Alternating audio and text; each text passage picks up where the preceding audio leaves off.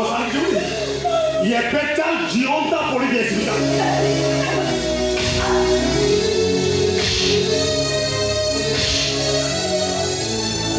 Break break break break तुम्हारी भी पूजा करो तुम्हारा पढ़े बहुत तुम पूजा करो अब की मारूंगी तो क्या मांगा वो जाने मुँह पे स्वामी অথা তোর অথা মোর এসুই হসপিটাল কান্দু এটা অনিল এই মৌকারে আর গোটে সেলফি নেবা খালি ছিটকিলা পকাইবি এ মু কোন কହୁছি শুন পৃথিবীর ষষ্ঠ সতীর্থ সহিত মু মঞ্জিত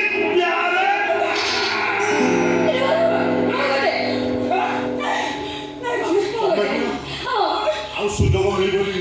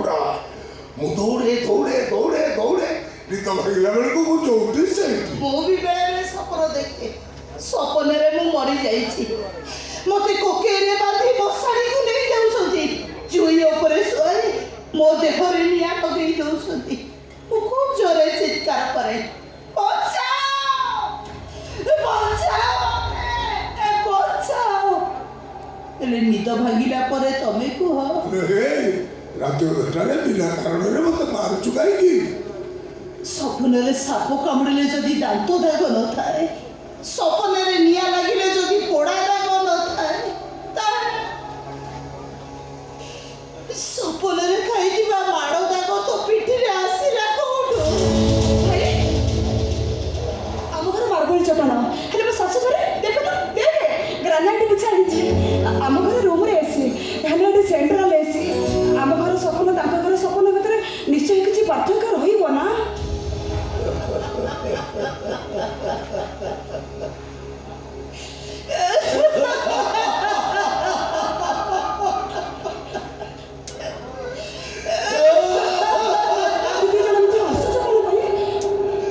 ହେଲେ ପାଗିଡ଼ି ଏଠି ବା ଗ୍ରାନାଇଟ୍ ଚଟାଣ, ଏଠି ବା ସେଣ୍ଟ୍ରାଲ ଏସି, ଏଠି ବା ସବୁ ଓଲଟା।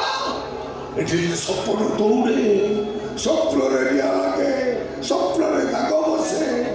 ଏଠି ଯଦି ସବୁ ଓଲଟା ତାହେଲେ ତୋ ଭାଇର ଜମିଟା ବସୁନାହାନ୍ତି ଲୋ ଭଉଣୀ।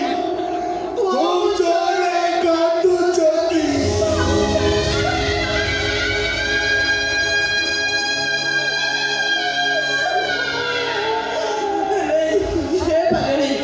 କାହିଁକି ଏମିତି ଭୁଲ କଲୁ?